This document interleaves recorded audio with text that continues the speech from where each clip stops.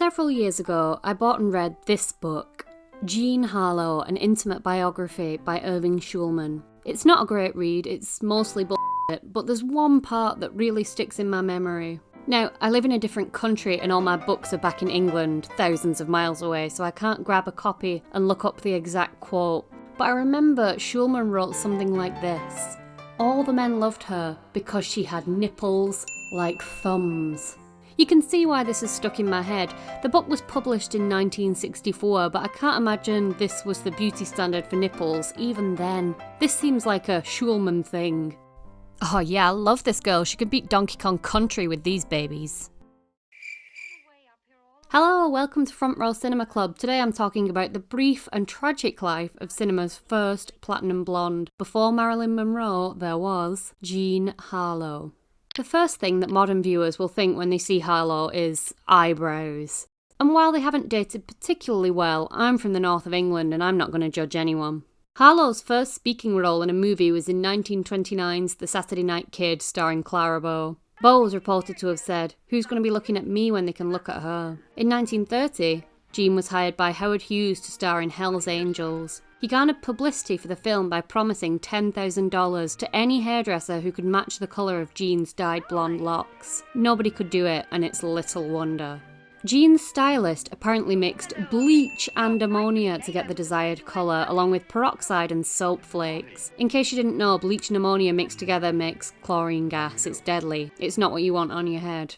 Ammonia and bleach? You told people to mix ammonia and bleach? It was tough to be a platinum blonde in the 30s. To avoid dark roots, Jean would have this concoction on her head once every week. I can't even imagine how painful her scalp must have been. I'm talking chemical burns. Hair like candy floss when it's dry and chewing gum when it's wet. Unlike her hair, Jean's career went from strength to strength, and she was quickly cemented as Hollywood's go-to blonde bombshell. But as she thrived in her professional life, she experienced a number of personal tragedies. In the July of 1932, she married producer Paul Byrne. He was almost double her age, somewhat mousy, and the relationship baffled most people. A mere 2 months after their wedding, Byrne was found dead in their bathroom at home from a gunshot wound to the head.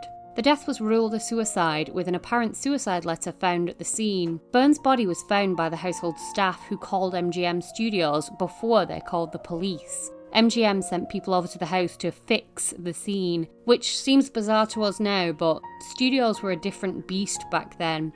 They had almost complete control over their stars' lives, and it was important for them to always project the right image. Obviously, suicide looks bad. Murder would look worse. They had to make everything look as palatable as possible to protect their own. The studio took over 2 hours going over the scene of Byrne's death before contacting authorities, which means we'll never really know what happened there. Jean had reportedly been at her mother's at the time of Byrne's death.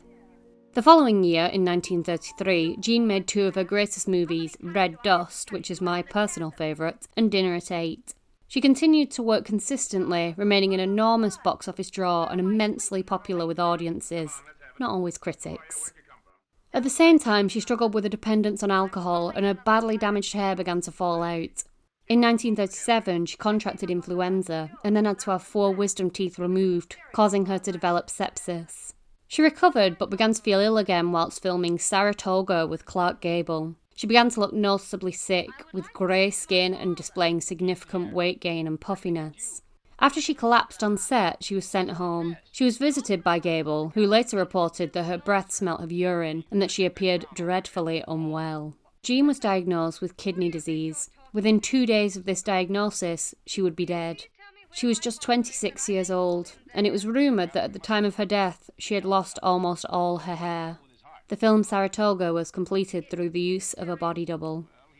Ladies and gentlemen, on behalf of the management of this theatre, I want to announce the next attraction, the unfinished love story. I refer to Saratoga, starring Clark Gable and JEAN HARLOW. The picture which the theatergoers of the world have insisted, through letters, telegrams, and petitions, be finished.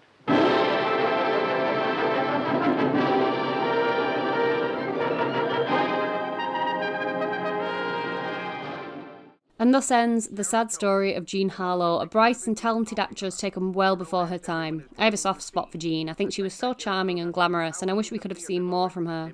2 biopics, both called Harlow, were made in 1965. I watched them both around the same time I was reading the Schulman biography, and I can't recommend either of them. They're both pretty dreadful and forgettable. Just go and watch Harlow herself in action. Thanks for watching today, and I hope you enjoyed this video. Remember to like and subscribe, and tell me what you think about Jean, or comment about what sort of video you'd like to see next. See you again soon.